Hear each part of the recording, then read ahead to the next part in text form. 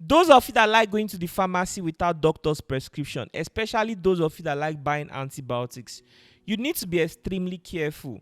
I have with me today on the Lucky Udu Experience Nurse Chidima, who is going to be educating Nigerians about the dangers of abusing antibiotics.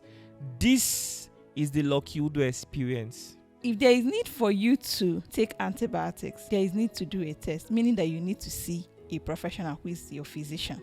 One of the consequences of using antibiotics is resistance, antibiotic resistance. After unprotected sexual intercourse, there are some things that can be done. Something like HIV, what you need is PEP that you would take within 72 hours. I also had another case of a girl who went to Libya for prostitution. So when she came back to Nigeria, she was feeling sick and then she ran tests and it came out HIV positive. But then her boyfriend too, who also reached out to me, said he also went for tests at 5 different clinics, but he was not HIV positive. And he has been sleeping with her for many years, but he did not get it.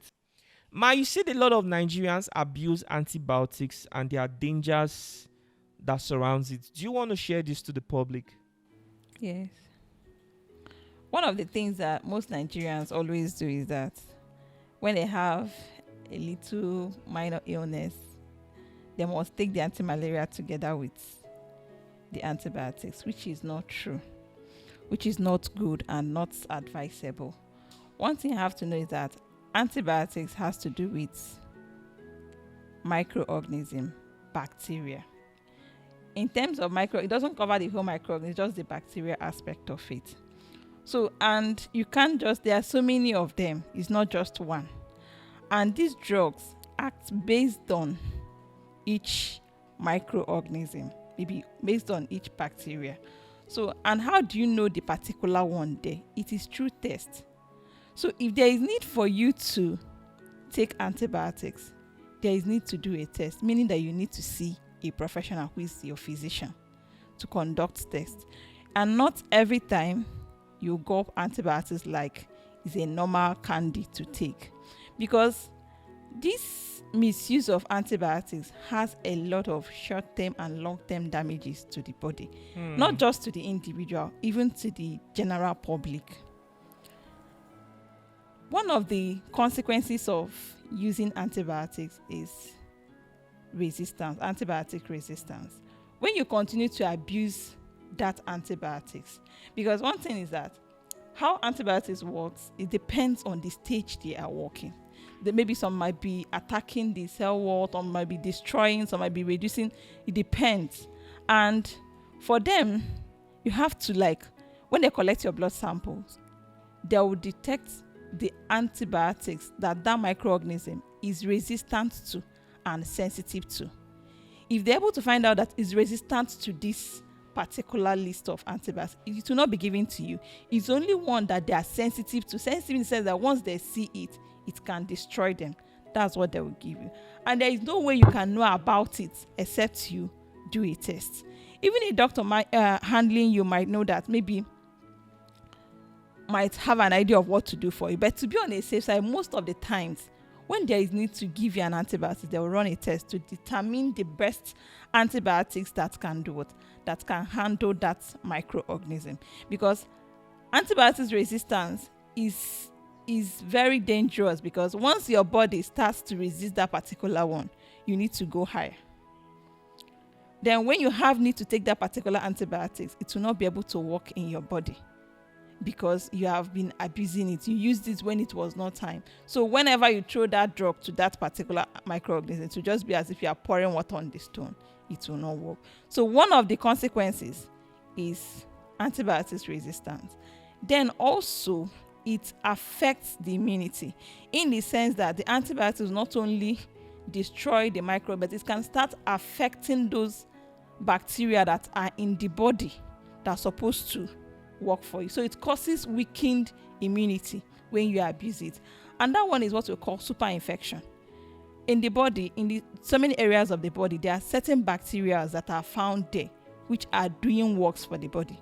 But when you continue to overload them with antibiotics, you tend to kill those bacteria that are supposed to be working in favor of the body. Now you have destroyed it. You are going to have a weakened immune system. And if you have a weakened immune system, remember, anything that passes by, your body can easily catch it because there is nothing there to help you fight the infection. Then another one is another consequence of abusing antibiotics. They can have what we call worldwide resistance. This thing is a situation whereby it's not just only you now. If you use it even on other individuals, it's now affecting them. There is that resistance. And it can affect advanced medical care, like in terms of carrying out some surgeries, organ transplants, because all these antibiotics are no longer sensitive to those microorganisms. Then the economic burden on the individual, normal thing that would have been handled with a just simple single dose of antibiotics can no longer respond to it. Then you now go to a higher ones, and those ones are expensive. So these are the possible consequences one can actually get from abusing antibiotics. So it is better when there is need for you to use antibiotics, let it be prescribed. There is a test that must be done, and when the test is being done, the sensitive antibiotics to that microorganism will be identified and be used to manage that condition. And most often antibiotics are just 5 days, 7 days, and also there are certain instructions that follows with antibiotics. They can tell you it is 3 times daily, maybe that is 8 hourly. You have to stick to the time, because if you are going to take it by 6 and that one by 2 and that one by 10, you have to maintain this time, because if you don't do it, that is where that resistance comes in. That microorganism can start resisting that particular drug, and then to not be able to do it. And some people will be like, after taking it for like 2 days, they get relief of their symptoms, they'll discard. That is a way of building up that antibiotics resistance, because you did not complete the full course. So the destroying of that microorganism was not completed. So that will now make them, maybe next time you want to use that particular drug on them, they're already resistant to it because they have already gotten what it has, and now kind of build resistance that it cannot destroy it again. That is how it works. So wherever you are, whatever you do, please don't share prescription with anybody, because what people used to do, this is exactly what happened to me. You now carry the antibiotics and take, you get relief and all of that. You might not even complete it, or even take half dose of what the other person knew. So when you are using antibiotics, one, make sure you do a test. Make sure you get the prescription from a doctor or maybe a healthcare provider that you trust, that you know that the person knows what you're doing. If possible, get a test done, which is the right thing. And then complete the full course of the drug, and also maintain the time that you are supposed to take the drug. A lot of Nigerians believe that sometimes these hospitals just want to make money off them, even when the doctor already knows what the problem is. But like you said, that decision is only made because the doctor wants to be sure of what your problem exactly is, and he wants to give you the right thing. Now in Nigeria, something that really bothers me sometimes, I want to think that there is a conspiracy theory around it. The rate at which people fall sick, there will just be a certain period. Every single person is falling sick at the same time. Okay. That becomes so scary. Really, really scary. Why is this happening? People say that it's common knowledge now that because of humidity, the weather in Nigeria is different. That's why. But do you believe that's it? See, there is no place people don't fall ill. One of the problems we have here is that we have too much access to drugs, which is not done any other. If you go to developed countries, it doesn't work like that. There are drugs. Drugs are classified maybe prescribed drugs, prescribed only, meaning that there must be a specialist that asks you to take it. Then we have the over-the-counter drugs. These are the things you can actually get. But one thing is that our people, due to we have that access, and we can always get in there, even ask the pharmacy or the chemist person, please give me drug for this, and person will actually give it to you. It is very wrong. In terms of sometime all of us will fall ill or whatever, it might be there is something in the air at the moment circulating. Like in this space, if someone has something that is airborne, definitely the person is going to give each and every one of us, like how we are talking. Do you understand? And when such happens, it happens in other places. But when you go to see doctor, they will check, is it just a flu? Is it something that, because if it's flu is viral, it's going to have its course. After its course, just go. Your body will use what it has to fight that. You just have to give it time. Even if there is something that needs to be given, they can give you something to relieve the symptoms. Not because when it comes to flu, there is no drug for it. It's a viral infection. It will run its course and just go. But our people, due to that we have access to it, can just get antibiotics. No, you don't. Even if it's a flu, there is no antibiotics that will handle it. One is that antibiotics are against bacteria, and flu is viral. So it's virus. So it's not that antibiotics are working for that. So when such happens, if you're having a lot of symptoms, there are other things that there are some drugs you can take to relieve your symptoms. But that particular cause of infection will run for that period of time, and then it will go away. That is common cold, flu, and all of that. But you see people that have just common cold would like to take antibiotics to use and manage it. And this is because we have access to all of those things. You might even get to some pharmacy that some drugs that needs to be prescribed for you, you can easily access it. And which is not supposed to be done because that is not the right practice. Some of us, our problem is where we grew up from. Our parents will tell us that we should shut up, we should just go out to that chemist and buy so drug, that they can already tell what your problem is. It's not our parents' fault. No, it's somehow it's their fault. No. Okay, how did you grow up? No, it's not their fault. I will say their fault. It's not their fault. Okay, tell me why. One is that you made it accessible to them. Once a child is sick, definitely the parents will be seeking for solution. True. Had it been that those things were being regulated, do you understand? You don't have access to those things. That is why our primary health care needs to be functional. Because if it is not functional, everybody cannot be going to the highest level of care to access care. It doesn't make sense. If the primary health care is functional, a child has fever, has whatever, the person goes to that place and then assesses care. If it is beyond them, they will escalate to the next level. If it's beyond that, they will escalate to the highest level. With that, people will be able to get the right care for everything. But you find out that in a teaching hospital, someone that has malaria that can be managed at primary health center will be there. Somebody that has terminal illness will be there. And you see that how things are being done. You see the person with just malaria assessing care first before the person that is dying. It is not done that way. In teaching hospital is teaching, they call it is for training other people coming up. And then for expertise care that involves different specialties because all the specialties are there. But if you're coming for maybe for illnesses that are minor, it can be managed at that level, that's primary health care. If it is not what they can manage, that they need a higher maybe services, maybe the blood bank is needed or whatever and is not there, they can take it to the secondary level. That is where you see your district hospital and all of that. They will manage. If it's now what the district, maybe the secondary levels, they cannot, general hospitals, they cannot manage, then they will escalate to a higher level that will manage it. So why I'm saying that is not the fault of our parents is because they made it accessible to them. Once you are in pain, you need relief. And once your child is sick, you look for whatever that will be done for you to get the care. Had it been they did not give our parents access to that the practice is if your child is sick, let the child get to hospital and access care. Then the parents will not have any option. So how we have to tackle those things is we start from the root. We can't start solving a problem from the top. Make our primary health care centers functional.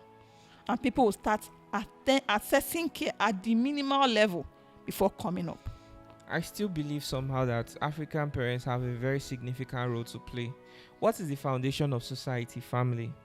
We all come from somewhere. You discover that during the course of your life, maybe you get into a relationship, you discover that the way this person cooks beans is different. Maybe they have to add onions first before so time. Or your own is that you have to add oil before adding this. I'm just saying. So all this shows that we grew up from different backgrounds with different culture, different beliefs, different training. There are some people that their parents, whenever there is something going on, they'll tell you to go meet a doctor immediately. But there are some families, the parents don't care. They don't even want to hear that you got educated in school or you watched this episode of the Lucky Udu experience. They'll tell you to go to the chemist and buy so and so, that they are not giving you money. And some of these people grow with it. Because they've been able to survive this experience, they think that truly their parents are right.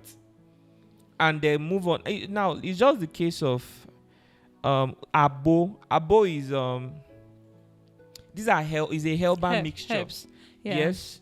And it is highly consumed, especially in the western part of Nigeria, where they believe that the people there are trained by the ancestors to prepare it, and it solves a lot of problems. Some even claim that it solves HIV. Now, there are people who believe in this so much, and they'll tell that they've never been to the hospital in their whole life. And somehow, you see this knowledge, it is being passed down to other people. So, to me, I feel that family, it has a very, they have a role to play, very significant role. Another thing, to the government, sensitization. For the first time in my life, I am just getting to hear from someone that there are hierarchies of medical centers. I didn't even know what primary healthcare meant. I didn't even know what teaching hospital meant. And there are so many. And I'm really curious. I want to know this. While I'm going to go research about this after our interview, I would like you to educate some other people too. Do you want to talk about the hierarchy? Just like we have customary courts, high courts, appeal courts, and then the Supreme Court. We even have world court for some of you that don't know. Now she's just educating us that there are also hierarchies when it comes to hospitals. Can you tell us about it, starting from the smallest one to the highest? Okay. There are 3 levels of care, starting from the primary, that is the lowest. Okay. When it comes to that particular area, what they do is more of health promotion and prevention. Health what? Promotion. And what you need at this level is education, nutrition. When you are being health educated, what they do more of is health promotion at that level. And achieving it is through educating the individuals about certain things they need to know, the importance of cleanliness, the importance of nutrition, what they should consume, and all of that. And this operates at the rural level. If this is available for us, people in the rural community, when they have issues, like you saying that people resorting to abo, is not fine.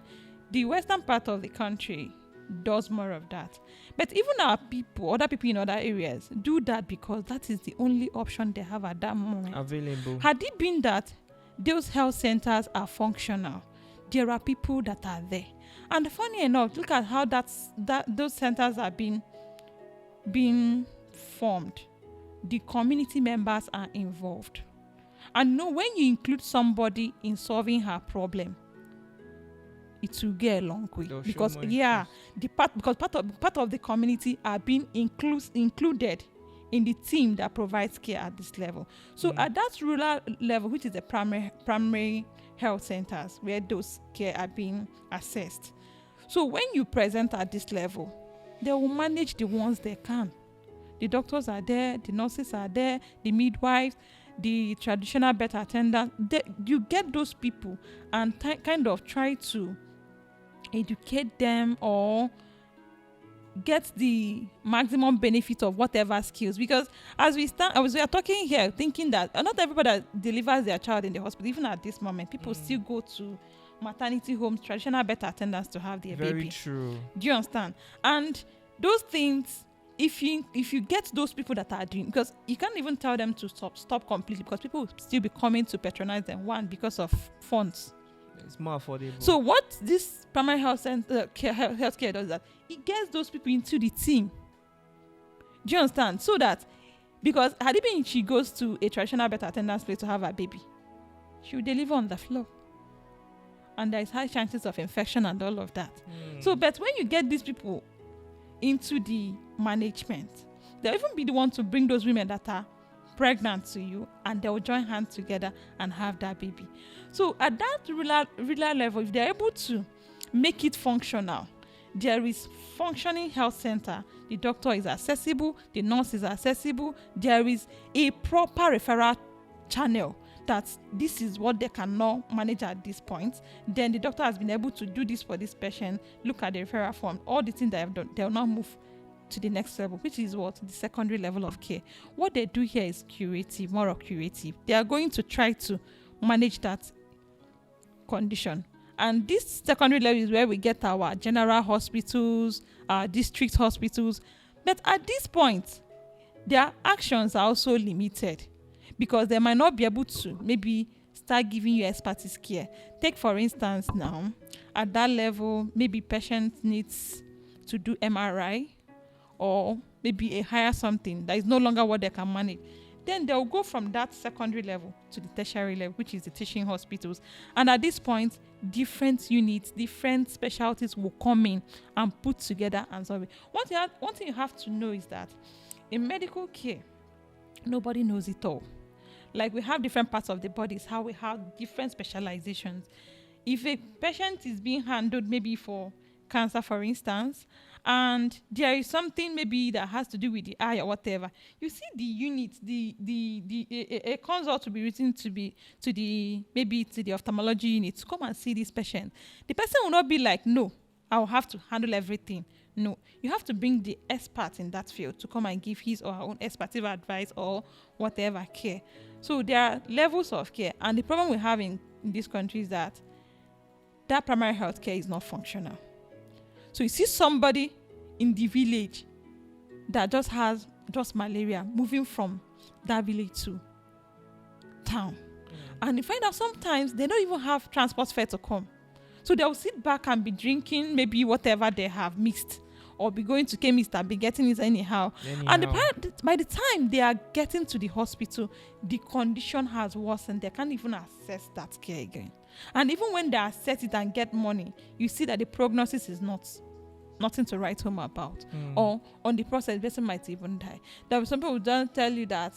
Some people would just be like, keep people at home. When the person is about to die, just come and dump the person in the hospital. Let it be that the person died in the hospital, that they made an effort. But had it been those things are there, and there is a proper channel how the patient moves, I'm telling you, a lot of things will not get to the level it's getting. And our people don't have that knowledge. And also financial burden is one of the things, because it's not accessible. One, a lot of private everywhere. How many persons can actually afford it?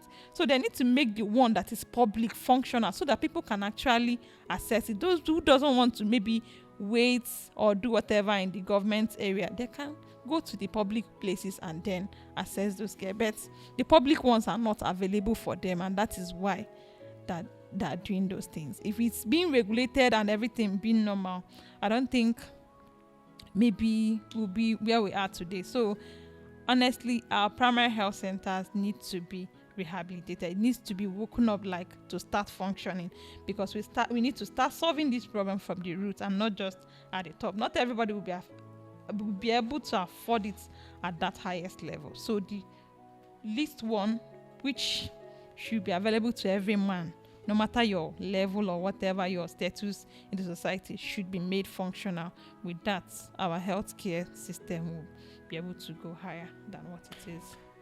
Wow. Thank you so much for educating us about this topic. Does anyone here has a question? Latifa, you indicated you had a question. Please bring it forward. Okay, do you know what? Why don't you let her use this microphone to ask it. Come close, because I can't be so sure if her voice. Okay, just go down a bit. Yeah, you can ask it. There's this post I come across on TikTok where nurses and doctors were talking about spiritual attack in the hospital, where a doctor has to attend to a patient and patient transfer the sickness, or maybe she finds herself going to die, then she later transfer the sickness to the nurse or maybe the doctor who attends to them, and later on the doctor dies and the patient lives, like transferring their life to the doctor and the nurse. Okay. First of all, do you believe in spirituality? Okay, answer the question. Okay. All the things they said is not factual. They can't prove it. So, because for the fact that they can't prove it, it's just their own belief. Do you understand? So, I don't know how they transfer. Was it through vein, how was the transfer done? So it's not a factual something. Everybody, we have our spirituality depends, it's individual thing, depends on what you believe in. True. Do you understand? And nobody is going to abuse you because you believe in particular thing. No. If you want to believe in it, is what you're fine. That is your own perception. That is how you see it. For the fact that I've not seen and I don't know how it's been done, and they cannot kind of prove how this thing happened, I think it's just their own thing. So I can't respond to that. It's not factual anyway. Left alone for me, I don't believe something like that is true. But somehow things like this can happen, but I don't think it's something that a lot of people will be able to say, okay, yes, this is true. I'm not sure it's something that will be that common. There's a chance that maybe something like that might have happened in a certain way, but I'm not so sure. Does anybody here has a question? We've stressed Nurse Chidima 3 topics in a day. If there's any question, please put it forward. Something you're curious about. Something you're curious about. Okay, I have a question. Okay. When a man has an unprotected sex with a lady he doesn't really know so well, a lot of them will go and buy certain medications. There's this one known as a day's kit. They use it to prevent STD. Is that advisable medically for a man to just self-prescribe that drug for himself because he's trying to prevent a sexually transmitted infection? He's not so sure, but he's just trying to be careful. Okay. You know, when one has unprotected sexual intercourse, it's not just STI. It's not only sexually transmitted infections. You also apart from I'm coming, let me put myself together. Right. Okay, after unprotected sexual intercourse, there are some things that can be done, but that's why they always advise people to avoid it, because one measure you might use might not be able to tackle all the things that you are exposed to. Something like HIV, what you need is PEP, post-exposure prophylaxis, that you will take within 72 hours. So this kit you are talking about might take care of maybe other minor infections you might talk about. But that's if the infection is there, or if it is there. But that you don't like now. Let me just narrow it down to HIV. If someone has HIV here, you may not know. Do you understand? So you may not even see the signs or whatever.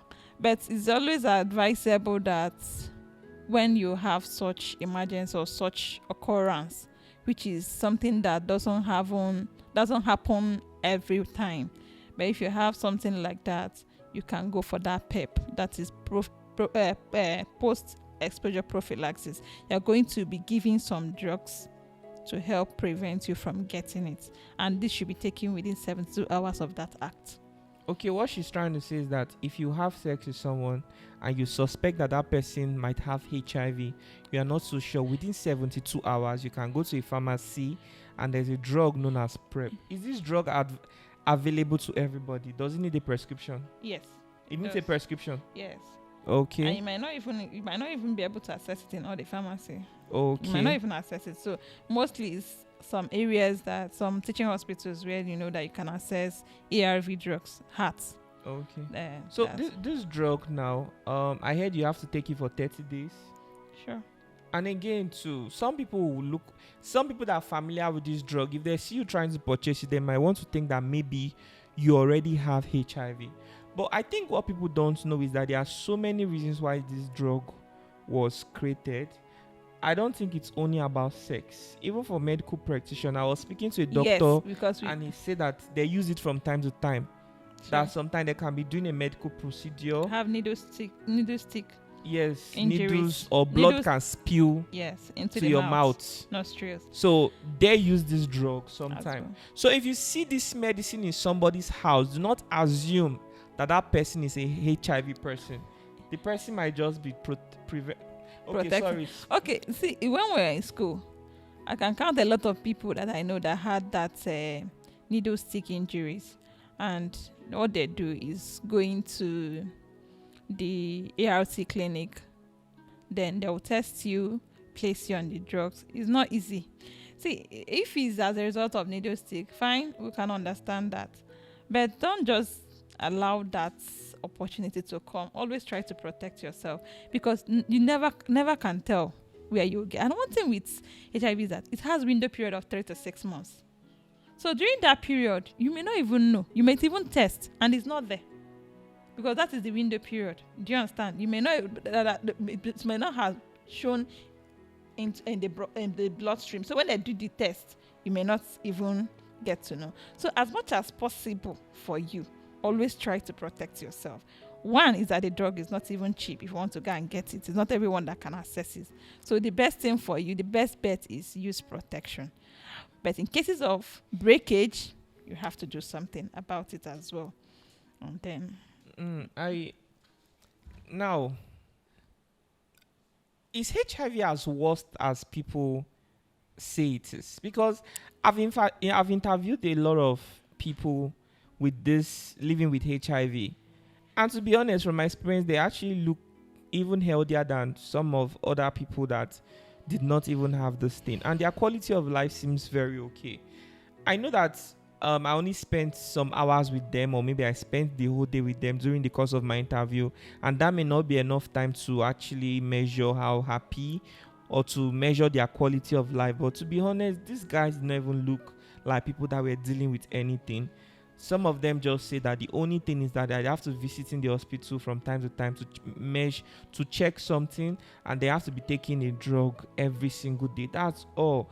And what people don't really pay attention to, that there are some other sexually transmitted disease that are even worse than HIV/AIDS. Hepatitis. You understand? Like the hepatitis, is it B or C? Hepatitis B. Hepatitis B. If you are watching this right now, I think this is an indication to ask yourself if you've taken the vaccine. A friend of mine recently went with another of her friends to go take the vaccine. I also took mine about 2-3 years ago. Can you tell them the importance of taking that vaccine?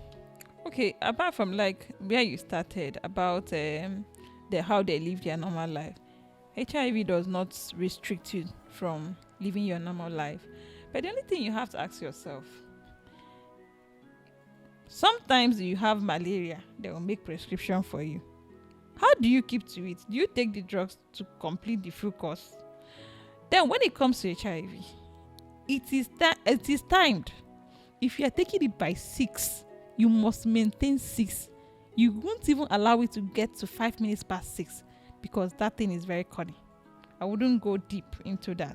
So the thing is that ability for you to abide by the rules, because you're going to live without drugs for life. Can you keep to it? There are some times you might have crisis, or maybe go down a lot of things and all of that. Is it going to be easy for you? So as much as possible, the best thing is to abstain. If you know anything that will make you get it, just try to abstain. Avoid it. Then on the part of hepatitis affects the liver. And you know that liver is what metabolizes whatever you are taking. Call it drugs, call it your food. So what breaks down what you take into the body? If it is no longer working, how will that thing you are taking in work? So as much as possible, it is important you protect your liver. So for hepatitis B, for hepatitis anyway, generally, if you're able to recognize it early enough, it is manageable. The problem is that a lot of people are not aware until the disease gets to a higher level. And by then, maybe the liver has been attacked and damaged, no blood supply to it, it is already dead, and few things can be done or nothing at that level. So the best thing for you is, if you have not done it before, make sure you get yourself tested. And if you test, you are not positive, try and take the vaccines. And not only taking, it doesn't stop at taking the vaccines. Try and avoid anything that can expose you to any body fluid. Because one is that if I'm here and I have it, maybe some people are even chronic carriers. You see them not coming down with the infection, but they can easily infect you. So in as much as you're going to take the vaccine, try as much as you can to avoid body fluids from individual that you don't know their status. These are ways you can protect yourself. So it's not only HIV that can be gotten from unprotected sex. Other STIs can be gotten, especially when the body fluids come together. Those things can be exchanged. So you try as much as possible to get it, because that kit might not take care of all the infection. That kit cannot be antibacterial, it cannot be antiviral, all of them put together. Either it is solving only one problem. And pharmacists too, sometimes they can also deceive people. They'll tell you that this will take care of everything, and that might not be entirely true. That is why educating people, sensitizing the general public is important. It's our social responsibility. Another thing is that we should know that human beings are very difficult. That's why the regulation comes in. Regulation should be on the practitioners, the professionals that are carrying out, that are supposed to do that thing. If the regulations are there and they checkmate their practices, then the individuals will not get it. If you tell a man now, this is the solution to his problem, and you have it, and he has a problem, he would definitely fight to get that thing. But had it been that the regulations are there, and the person that is trying to implement it does his or her job very well, you will now regulate how you dispense those things to them. The pharmacists are there to give you the drugs, and it shouldn't be just business and all of that. Let the bodies come in and regulate how those things are being done. That will help us to live a healthy life. May God help every one of us. So there's this lady I interviewed that I'll never forget. She said she got HIV, but when she saw the test results, but she was living in denial. In fact, she did test across different clinics, but she did not want to just believe that she had HIV. So she was living in denial. She lived in denial for like 13 years without taking any drugs. And she did not infect her husband too. It was after how many years she now later, I don't just know what happened. Something happened. I think she kind of had the courage to discuss with her husband about it. The husband went for tests. He discovered he did not have it. And somehow the husband was fine. The woman was fine too. She did not break down in any way. Then she went to the hospital, and then she started taking her medications. That was the story she said. I can't tell how true that is. I also had another case of a girl who went to Libya for prostitution. It was not her choice. They told her they were taking her to Europe, but somehow she ended up in Libya, and they sold her. So the only option she had was to do prostitution if she needed to raise money to come back to her country, Nigeria. And so when she came back to Nigeria, she was feeling sick, and then she ran tests, and it came out HIV positive. But then her boyfriend too, who also reached out to me, said he also went for tests at 5 different clinics, but he was not HIV positive, and he has been sleeping with her for many years, but he did not get it. So I think that from what I researched too, some people are not that healthy, especially when Nurse Chidima talked about abusing antibiotics. There was something she said that had to do with immunity, that your immunity can become low and become vulnerable to almost everything. That's why sometimes in a family you discover everybody sneezing and coughing, and then maybe somebody might not really get it, Abi? Yeah. Or if the person gets it, it's only for a short period, compared to some other persons that whenever they just have little issues, that has weakened the immune system, they break down completely. So people like you need to be very careful. In fact, everybody needs to be very careful, because your chances of getting any kind of disease, it doesn't have to be HIV, it doesn't have to be hepatitis B, is really, really high. So take your vitamin C capsules. I just want you to give them something like general advice. Maybe drink enough water and all those things to just help them with their immunity. Okay, when it comes to that immunity, I'm not a fan of you should be on supplement every day. Okay. Unless it's being regulated by a professional, maybe your physician, you can take it, because all these drugs you have, excess of it causes toxicity. So the best bet for you is to have healthy diet, exercise, rest, cleanliness. Once you're able to do those things, it will boost your immune system and it will be strong to a reasonable level extent. So whatever that comes, your body will be able to fight. But if it's something that overwhelms your body and it breaks down, you seek for help. You go to hospital. So the basic things for you to do to have a healthy living is eating healthy, avoid junks, then exercise, rest, cleanliness. Those are the things that helps you, because if you are clean, there is no way infection will get to you. And it's that infection that introduces microorganisms into the body that starts to attack the body defense mechanism, whatever, your immune system, and it starts to go down. So these are the basic things that needs to be done. Cleanliness, very important. Very important. Wash your hands always. And eat healthy too. It's recently I just started eating. Anything now to eat, there's always salads on the side. And then I'm eating lots of fruit lately, which is something I've not been doing all my life. Junks, God, they are so delicious. Easy sugar.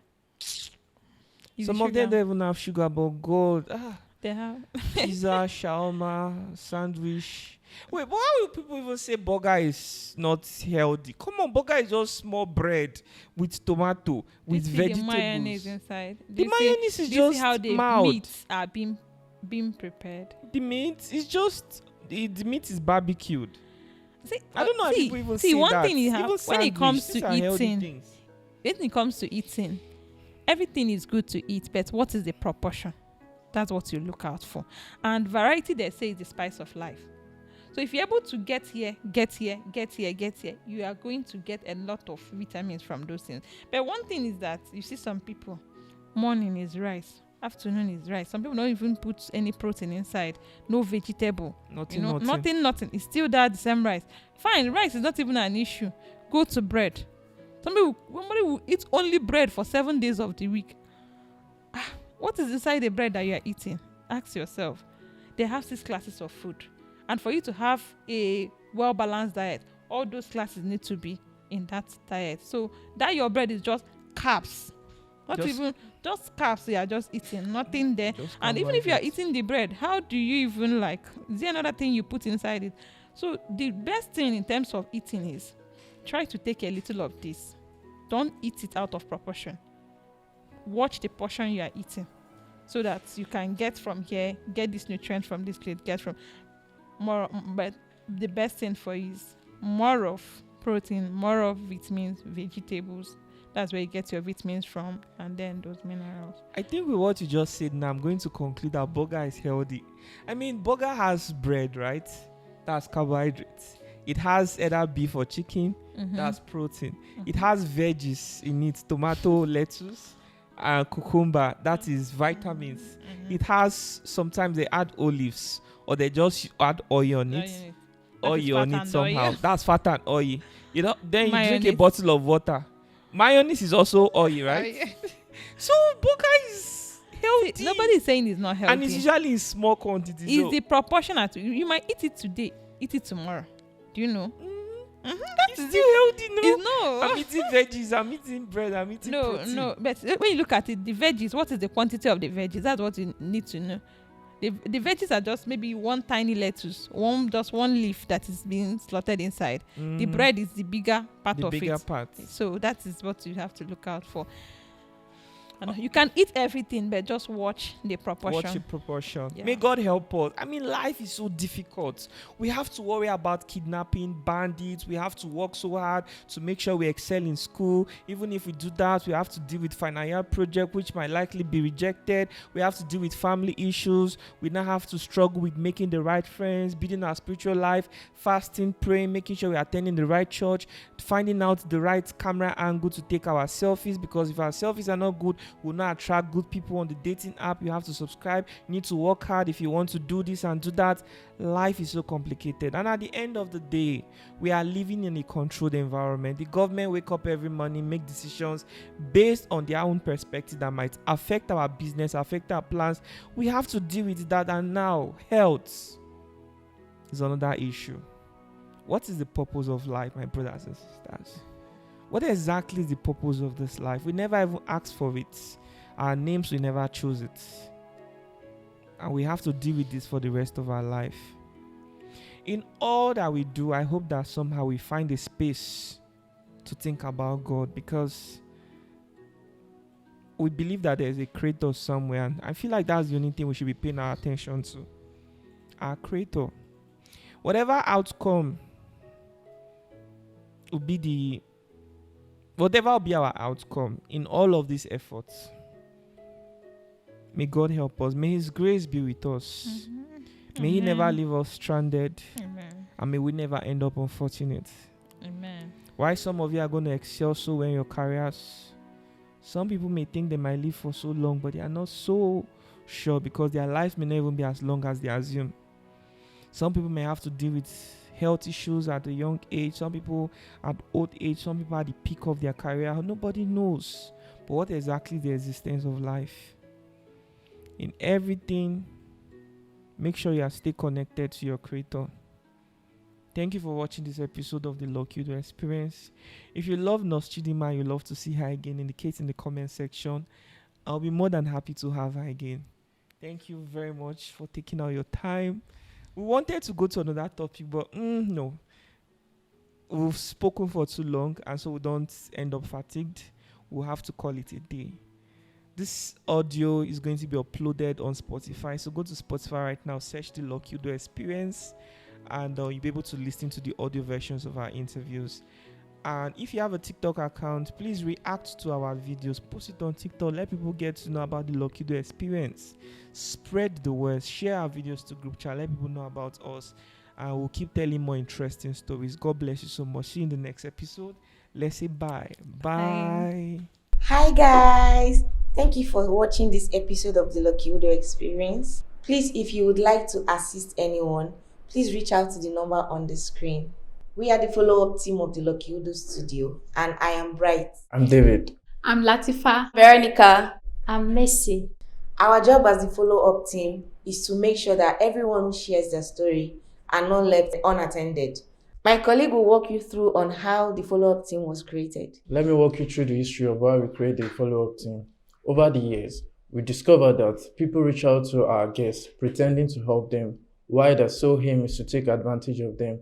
Because of this, we stopped putting out our guest phone number online to protect them from these predators. We are seeing some situations where people receive support and do not use the money for what it's meant for. They stop replying to our messages and stop giving updates, leaving people that support wondering what happened. That makes it look like nothing was done, and effort of Lucky Udu Studio are not seen. So the reason the follow-up team was created is simple. We want to track every story, know what support came in, and confirm it was used the right way. That is why we are seeking the cooperation of the public. Whether you are watching from Facebook, YouTube, or Instagram, or anywhere else, we need your support to make this work. Cooperating with the follow-up team helps you in many ways. It helps you know that your support is going to the right place. It also helps the world see that this platform is truly changing lives. At the end of the day, this is not just about telling stories. It is about changing lives. We are calling out for sponsorship and partnership. Every day we interview different kinds of people with all kinds of stories. Among are those who need help with school, health, therapists, sponsors, justice, legal support, business training, or even someone just to talk to. We need partnership to grow this brand. We can do more and we can go further. But to do that, we need support from the right people. If you would like to be a partner or sponsor, kindly reach out through the email address on the screen, luckyudustudio@gmail.com. Once again, we are the follow-up team and we are doing our best to keep this platform impactful and transparent. Thank you for watching and thank you for being part of the Lucky Udu Experience. Bye!